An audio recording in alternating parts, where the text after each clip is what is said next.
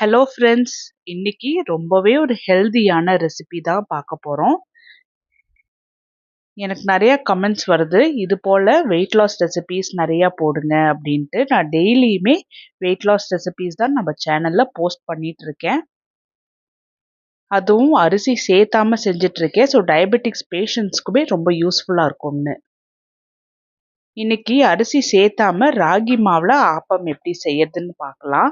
Mixie ஜாரில் 1/2 cup அளவுக்கு சின்ன சின்னதாக கட் பண்ணின தேங்காய், 1/2 கப் வேக வச்ச சாதம், தண்ணி சேர்த்தாம இது ரெண்டுத்தையும் நல்லா கொரகொரப்பாக அரைச்சி எடுத்துட்டு வந்துடலாம். இதில் எந்த டம்ளரில் தேங்காய் சாதம் அளந்தோமோ அதே டம்ளரில் 1 டம்ளர் ராகி மாவு. இது நான் கடையில் வாங்கின ராகி மாவு தான். அதே டம்ளரில் 1 டம்ளர் தண்ணி. இந்த ரேஷியோவை ஃபாலோ பண்ணினோம் அப்படின்னா நல்லா பர்ஃபெக்டான ஆப்பம் கிடைக்கும். இது கூடவே தேவையான அளவுக்கு கல்லுப்பும் போட்டு நல்லா நைஸாக அரைச்சி எடுத்துட்டு வந்துடலாம். நான் இதுக்கு மேலே தண்ணி சேர்த்தாம தான் நான் அரைச்சி எடுத்துட்டு வந்திருக்கேன். மிக்ஸி ஜாரில் இன்னொரு 1/2 டம்ளர் தண்ணி ஊற்றி நல்லா கலந்துட்டு மாவில் சேர்த்திட்டு ஸ்பூனை வச்சு நான் நல்லா கலந்துட்டுக்கிறேன். 8 மணிக்கெல்லாம் ராகி ஆப்பத்துக்கு மாவு இப்படி ரெடி பண்ணி வச்சிடலாம். இதில் சோடா இல்லை ஈஸ்ட் சேர்த்த போகிறதில்ல, நேச்சுரலாகவே ஃபர்மெண்ட் பண்ணி எடுக்க போகிறோம். ஒரு கையளவுக்கு கருப்பு சுண்டல் நான் வேக வச்சிருக்கேன், ஆப்பத்துக்கு கொண்டக்கடலை கறி ரெடி பண்ணுறதுக்காக. கருப்பு சுண்டலை குக்கரில் போட்டுட்டு சுண்டல் ரொம்ப அளவுக்கு தண்ணி ஊற்றி தேவையான அளவுக்கு கல்லுப்பும் போட்டு ஒரு 4 விசில் விட்டு எடுத்துடலாம். சுண்டல் நல்லா வெந்து வந்திருக்கும். நான் ஊற வைக்கும் போதே சுண்டலை கழுவிட்டு தான் ஊற வச்சிருக்கேன், அதனால இந்த ஸ்டேஜில் கழுவணுங்கிற அவசியம் இல்லை.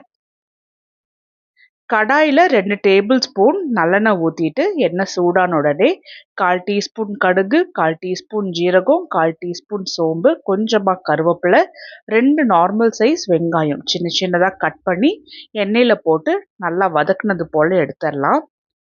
வெங்காயத்தை கொஞ்சமாக எண்ணெயில் அப்படியே கலந்துட்டுட்டு கொஞ்சமாக கல்லுப்பு சேர்த்தி வெங்காயத்தை வதக்கி எடுத்துக்கலாம். ஏன்னா கொண்டக்கடலை வேக வைக்கிறதுக்கு உப்பு சேர்த்திருக்கோம், அதனால் அளவாக தான் உப்பு சேர்த்தணும். கடைசியாக டேஸ்ட் பார்த்துட்டு அதுக்கப்புறமா உப்பு சேர்த்திக்கலாம். இப்போ மூடி வச்சு வெங்காயத்தை நான் வதக்கி விட்ருக்கேன். மூடி வைக்கும்போது மிதமான சூட்டில் வச்சுக்கோங்க, இல்லாட்டினா வெங்காயம் கருகிரும். வெங்காயம் அதில் லைட்டாக கோல்டன் ப்ரௌன் கலரில் வந்த உடனே 4 நார்மல் சைஸ் தக்காளி நான் அரைச்சி வச்சுருக்கேன், அதையும் வெங்காயத்தோட சேர்த்தி நல்லா கலந்துட்டுக்கலாம். நான் புளி சேர்த்த போகிறது கிடையாது, அதனால கொஞ்சம் ஜாஸ்தியாக தக்காளி சேர்த்திருக்கேன். இதில் 1/4 டீஸ்பூன் மஞ்சள், தேவையான அளவுக்கு கரம் மசாலா தூள், 1/4 டீஸ்பூன் பெருங்காயத்தூள். நான் இந்த கரம் மசாலா தூள் சேர்த்துறதுனால வேறு தனித்தனி மசாலா நான் சேர்த்த போகிறது கிடையாது, ஏன்னா நான் இது வீட்டில் அரைச்ச கரம் மசாலா தூள். இதோட ரெசிபியுமே நம்ம வீடியோவில் நான் போஸ்ட் பண்ணியிருக்கேன், நீங்கள் பார்த்து செஞ்சுக்கலாம். இதில் பட்டை கிராம்பெல்லாம் போட்டிருக்கறனால டேஸ்ட் நல்லா தூக்கலாக இருக்கும். இந்த மசாலா சேர்த்தும் போது வேற எந்த எக்ஸ்ட்ரா மசாலா நம்ம சேர்த்தணுங்கிற அவசியமும் இல்லை.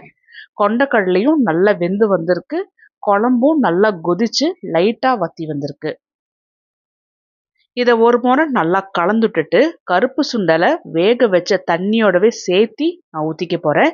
ஏன்னா அந்த தண்ணியிலையுமே நல்ல சத்து இருக்கும். இந்த தண்ணியை தூக்கி வீசிட வேண்டாம், தண்ணியோடவே சேர்த்தி குழம்புல போட்டுட்டு நல்லா ஒரு முறை கலந்துட்டுருங்க. இந்த ஸ்டேஜில் உப்பு காரமெல்லாம் செக் பண்ணி பார்த்துட்டு மூடி வச்சு மீடியம் டு ஹை ஃப்ளேமில் குழம்ப கொதிக்க வச்சு எடுத்துடலாம். ஒரு 5 நிமிஷம் குழம்பு நல்லா கொதிச்சு நல்லா கரெக்டான பக்குவத்தில் கெட்டியாக இருக்குது. கடைசியாக சின்ன சின்னதாக கொத்தமல்லி தூவி விட்டுட்டு ஒரு முறை கலந்து விட்டுட்டாவே போதும். ஆப்பத்துக்கு நல்ல சூப்பராக டேஸ்டியான கருப்பு சுண்டல் குழம்பு ரெடி ஆயிடுச்சு. நைட் 8 மணிக்கு மாவு ரெடி பண்ணோம், காலையில் 9 மணிக்கு மாவு நல்லா ஃபர்மெண்ட் ஆகிருக்கு. ஏன்னா ரொம்ப மழை சீசனாக இருக்கிறதுனால ஃபர்மெண்டேஷனுக்கு கொஞ்சம் லேட் ஆகும்.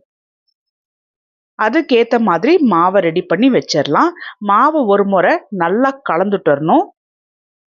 மாவோட கன்சிஸ்டன்சியை செக் பண்ணிவிட்டு தேவைப்பட்டுச்சுன்னா தண்ணி ஊற்றி கலந்துட்டுக்கோங்க. ஆப்பக்கடாய் கொஞ்சமாக சூடான உடனே 1/2 குழிக்கரண்டி அளவுக்கு மாவு ஊற்றிட்டு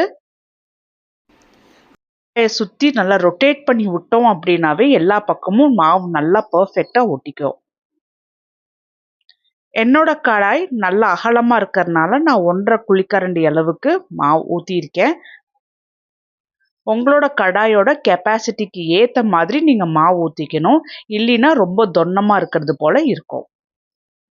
ஆப்பம் செய்யறதுக்கு ரொம்ப இம்பார்ட்டண்ட்டான டிப் என்னன்னா, மாவு ஊத்தும்போது சிம்லயே வச்சு தான் நல்லா ஊத்தி சுத்தி எடுக்கணும். அதுக்கப்புறமா ஹை ஃப்ளேம்ல வச்சு நல்லா வேக வச்சு எடுத்துக்கணும். நல்ல சூப்பரா டேஸ்டியான ராகி ஆப்பம் ரெடி ஆயிடுச்சு. அடுத்த ஆப்பமும் மிதமான சூட்லயே தீயில வச்சுட்டு மாவை ஊத்தி ஆப்பக்கடாயில் நல்லா இது போல சுத்தி விட்டுட்டு அதுக்கப்புறமா ஃப்ளேமை ஆன் பண்ணி ஆப்பத்தை வேக வச்சு எடுக்கணும்.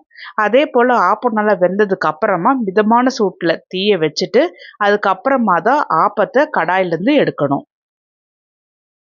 இது போல் செய்யும்போது கடாய் ரொம்ப ஹீட் ஆகாமல் கரெக்டாக இருக்கும். ஆப்பமும் நல்லா பர்ஃபெக்டாக வரும். நடுவில் நல்லா சாஃப்டாக ஓரத்தில் நல்லா மொறுமொறுன்னு நல்லா சூப்பராக கரெக்டான பக்குவத்தில் ராகி ஆப்பம் நல்லா ஹெல்த்தியாக ரெடி பண்ணியிருக்கோம். இதை ரெடி பண்ணி வச்சுருந்தா கருப்பு சுண்டல் குழம்போட தான் சாப்பிட போகிறோம். வெயிட் லாஸ் பண்ணுறவங்களுக்கு ஆப்பம் சாப்பிடணும்னு ஆசையாக இருக்கும்போது இது போல் ராகி மாவில் ஆப்பம் செஞ்சு சாப்பிட்லாம்.